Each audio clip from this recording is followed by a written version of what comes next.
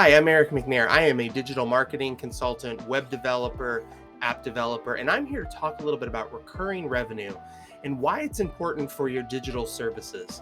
I get a lot of pushback from some people as they get kind of nervous as they start looking at this as an option for the services that they provide. But it's extremely important. It's great for your customers, and it's something that is going to help your business long term. So let's talk a little bit about what is recurring revenue. Well, recurring revenue, when it comes to things like digital services, it is a purchase that's like a subscription. It's a once a month, once a year charge that happens to the customer for them to retain those services. So this is different than like a digital download structure that we kind of saw in the early days of the internet. It's something that stays kind of frozen in time versus something that is continuing to evolve and change. That's kind of the big differences between a one-time purchase and a recurring service. So, as an example, if it is an ebook or if it is a song, those things don't change. Those things you actually wouldn't want them to change. You want to keep the original copy of whatever exists. You don't want to lose it. And so people buy those things and they're more comfortable about buying books and buying music versus renting. But when it comes to movies, you don't really want to watch the same movie over and over and over again. Consumers have kind of spoken when it comes to that. So like the Netflix model, Disney Plus, things like that, those have become kind of the new model of how people do things. They want to subscribe, they'll pay a small amount, and they'll be able to watch as many movies as they want. To be able to watch the amount of content that they could have watched if they had purchased those things on a DVD or a digital copy of some kind, it could be hundreds of dollars.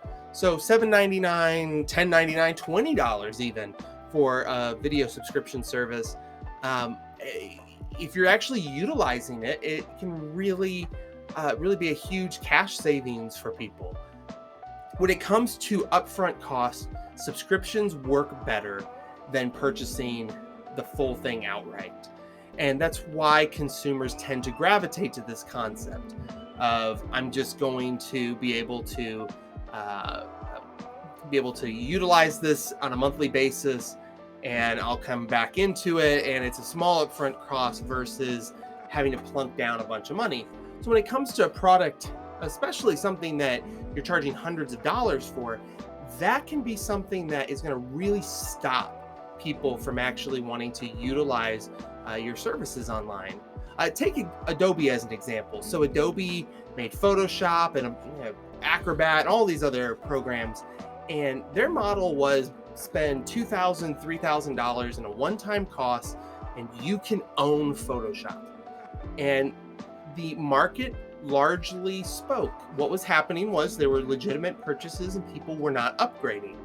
And it was very hard for Adobe to get somebody to upgrade every 2-3 years. You'd have to really compel them with basically a whole new version of Photoshop to really get their interest.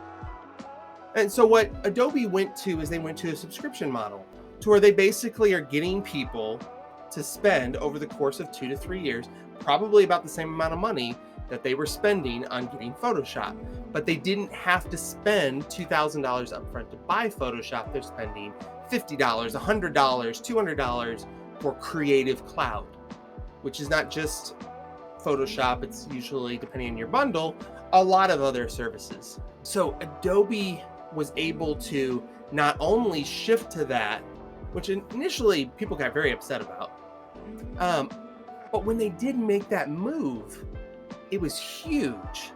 Now, in the early days before the subscription model, somebody could come in and say, hey, I got something that's like Photoshop. Yeah, maybe it's not as good as it, but it's $100 versus your $2,000. And that was the big tipping point. And when they started going, yeah, you can pay $50, you can pay $20, and you could have a range of these access to these software types, then it completely changed things. Microsoft did the same thing. They switched over from kind of the Microsoft Office model to Office 365. Now it's Microsoft 365.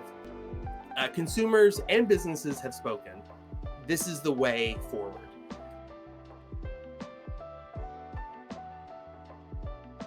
Now, there's some things to consider, things to think about of what can happen in this kind of process as you transition over. And I want to talk first about the consumer's perspective first, and then let's go talk about you as your business. Because the biggest concern that everybody has is people are going to be mad. My customers are going to be mad if they went from I purchased something to now you're making me pay every month for it. So one of the first things that you have to do if you're going to move to a subscription model is you have to add value. That's the big thing that a lot of people don't do that you need to do. What is the value? So like Adobe, they have monthly updates. New feature updates are coming out all the time. They don't have to wait for this kind of 3-year big feature dump to try to get everybody to come over. They can say, hey, here's a new feature. It's up, it's live. Everybody can go use it. It's great. So it's a huge benefit for Adobe because they can stay ahead of their competitors and they're constantly adding new updates. And so as a Creative Cloud customer, you look at it and go, I'm going to always have the best version of Photoshop all the time. I never have to sit here and think, well, if I hold back, I still get to keep these legacy features, but then I don't get to take advantage of this new feature. Don't have to worry about that. That doesn't happen. You have the latest and greatest Adobe Photoshop if you are subscribing to Creative Cloud. Same thing with Office 365. I have the latest version of Excel. I have the latest version of Word. I have new AI features. I have new text-to-speech features. It runs faster, all that kind of stuff. Those are all benefits. I have the new version of PowerPoint. And some people will sit there and go, but I wouldn't have even paid for PowerPoint because I couldn't afford it. I would have just gone with Word. And that's what a lot of people were doing, was they weren't taking advantage of these other programs, and because they're a subscriber, now they have access to those other programs.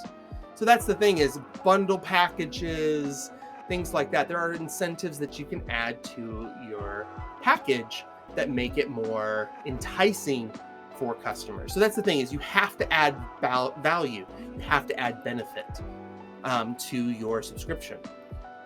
Now, one thing you have to understand is that the downside is existing customers are just going to be angry. It's just the way it is. They get upset at first. Existing customers will get over it if the value you are bringing to your subscription is something that they actually see as a benefit. Now, what's the upside? Now, the upside is new customers love it. New customers love this kind of package because, let's say something is $100. Let's also say it takes them 4 to 6 months to utilize the service completely. Utilize the package. Let's say it's a learning software program, and your course takes about 6 months to complete on average, and it's $100. So if you were to offer $10 a month, and let's say they only stick with you about 4 to 6 months, so they only pay $60. Well, that's $60 that you would not have if you had just stuck it out and went, we're gonna hold the line, and we're just gonna wait for them to save their money. They're just never gonna do it. But you got $10 extra, $20 extra, or whatever. And this is the thing.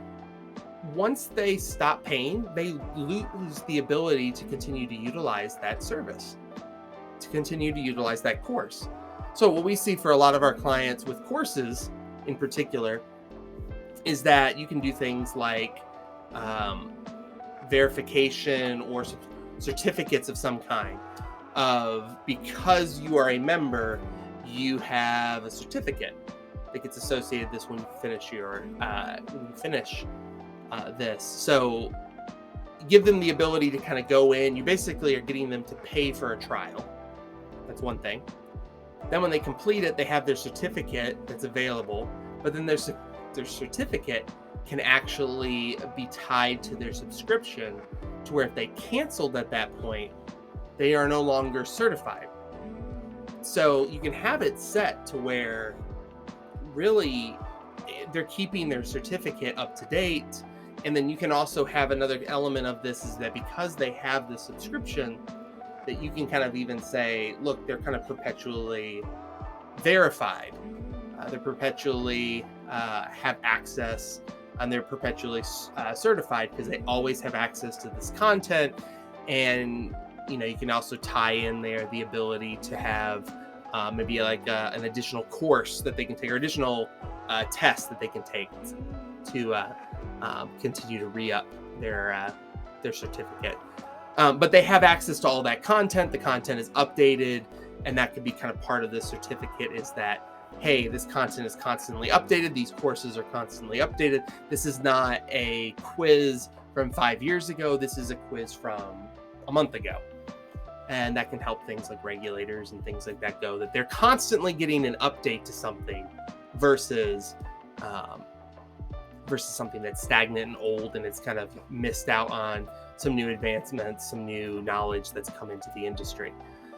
So from a value add to consumers, it's the low entry price, and it's for new customers primarily. That's why you're doing it.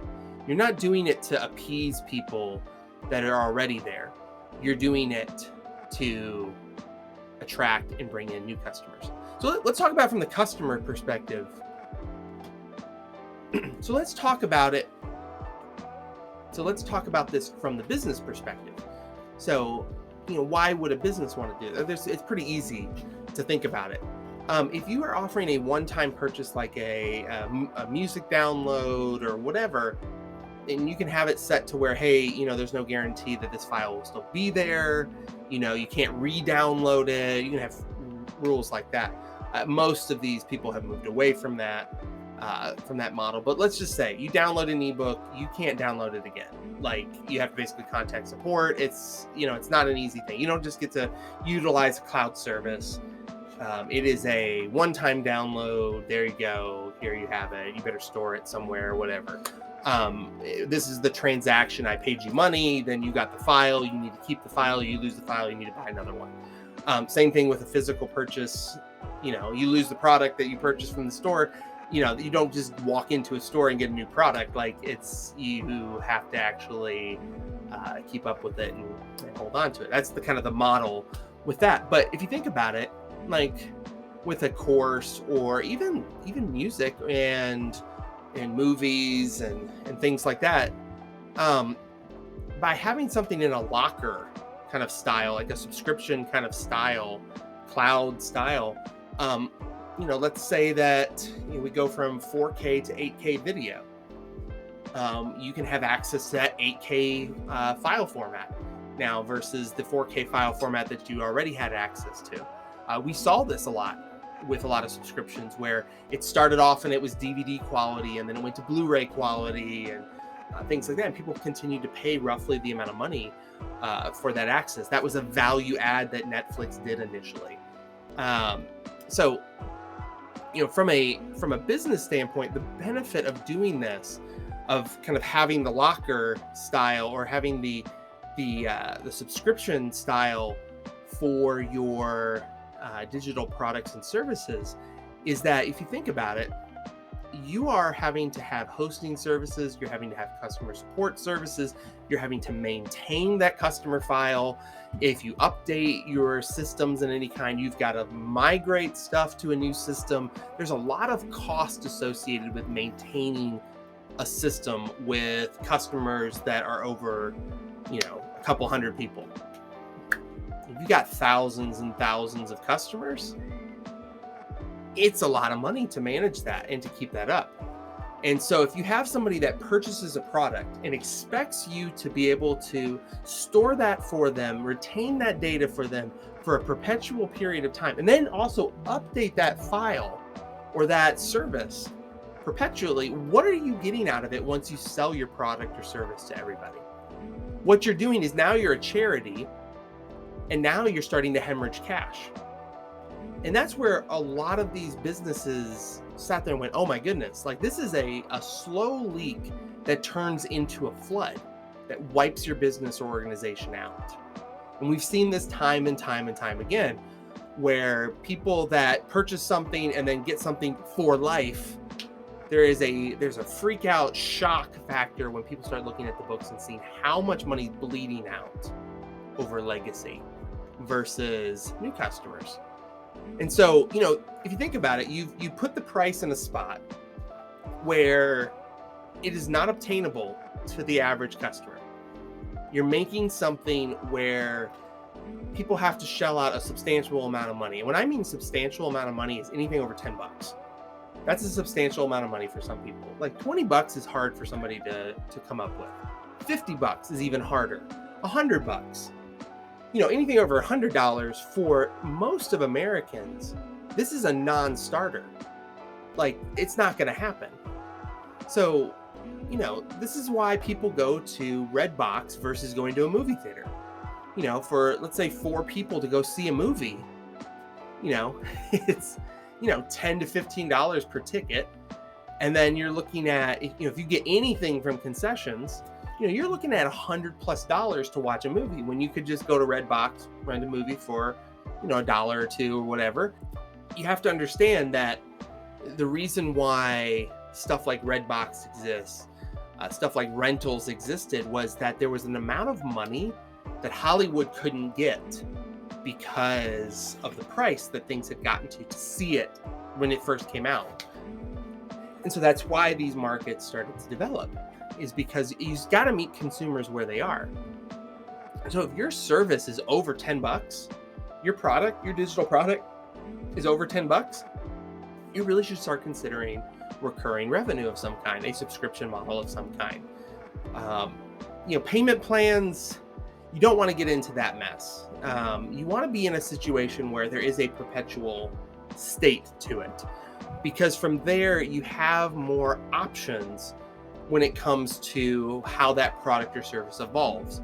Right now, most products or services, especially if they're in a one-time purchase model, they are adhering a certain way, and maybe a new product or service gets added on top, a version 2 or an add-on or whatever gets built on top of it, where you could just have that course or that product, and you can have all of these things kind of floating around it. And those could be the add-ons.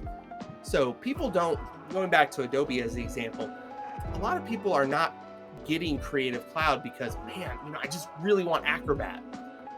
But they use Acrobat and they are excited about the Creative Cloud platform because there's other products available. There are other items available in that subscription that maybe they were utilizing elsewhere, had other subscriptions or purchases, with other companies, but now they have it all under one roof.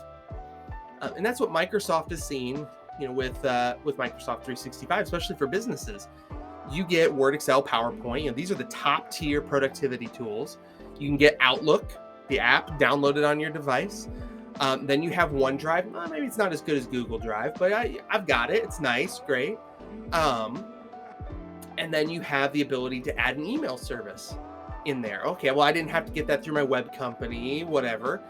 This is great. And so here's this whole package, something that they would have purchased individually, through 5 or 6 other vendors. Now you get it from one vendor. So, these packages, if you can create that value add, this is where you're going to have a customer for life. I mean, think about it. Let's say you're selling something for $100. You could sell that for $100 every year to the same customer, versus selling it $100 one time, you're over. So again, from the customer's perspective, you still have to think about how they're going to feel about it. Like, are they going to just pay for 1 year and then drop off? You need to be able to add some value to make them want to stick around.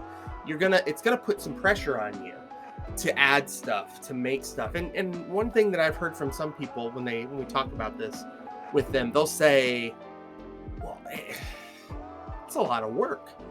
Yeah, well, it is a lot of work, but if your average customer value is $100 and that's it, that's their lifetime value of a customer, that's as much as you're going to make off of them. Make $100 off of them. What if you're able to move that to like $300, $500, $700 is the average lifespan? and it continues to trail up as time goes on. That's an insane amount of revenue growth that you can bring in versus what you're seeing right now. So yeah, it's going to add a lot of work, but it's going to also add a lot more revenue than what you're expecting right now. So that's the other piece of it, is that it's going to increase your revenue. If it's going to work out for you, if you can see the kind of the way your product could kind of evolve into that, it's really a better way to be. It's going to help that slow leak go away. It's going to help kind of the cost crunch of maintaining a legacy base. It's going to turn that into recurring revenue, value that's continuing to come in to your business, funds that are continuing to come into your business, that'll make you more solvent, make you stronger, more profitable, all of that.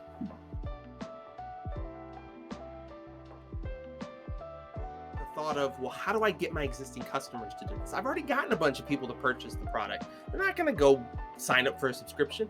And see, that's the thing is, if your product is updating, if you're adding other products into the bundle, so let's say you've got a bunch of courses or a bunch of software products available, and everyone's buying the big main one, and they're not buying any of the other stuff that you've made. By adding a bundle that allows multiple of those to be in the same subscription service, that's why they're going to see the value. They're going to go, well, I get this course, and then I get the 7 courses around it, and I'll go do those later. But I get a better entry price into this, and then I have access to all of those other courses. This is fantastic. So, that's part of the thing that's really going to help move things along. And why we also recommend this is when you see you have 90+% of your product, or 90+% of your revenue coming from one of these versus all of the other courses, services, products, whatever. If you've got kind of one that's the tent pole, you take that, you turn it into a subscription, you bundle the other ones together with it, and you create different models. And you can say, like, hey, you pay $10 and you get 3 of these, and then if you pay $15, you get 4 of them, or whatever. And you start kind of creating pricing models, and that's something we can help you with. You don't need to try to spitball all of these things. You just need to get moving on it. You need to start putting some things in place, and that's what we do as a company. What I do on a day-to-day basis is I sit down with business owners all the time and consult them on this, because this isn't really a dev issue at this point. It's not something that requires a lot of development work. At this time, it really requires a lot of consulting work. It's like, how are you going to approach it? What's your marketing strategy? How do we get here? And that's what we do. And we've done this and been very successful with this, and been able to transfer people from that kind of one-time purchase to something that is becoming a subscription model. It's hard to do, but if you do it and you do it well, it's going to completely radicalize and change your business forever. So if you have any questions, feel free to reach out to us. I've got my contact info below. Have a great day.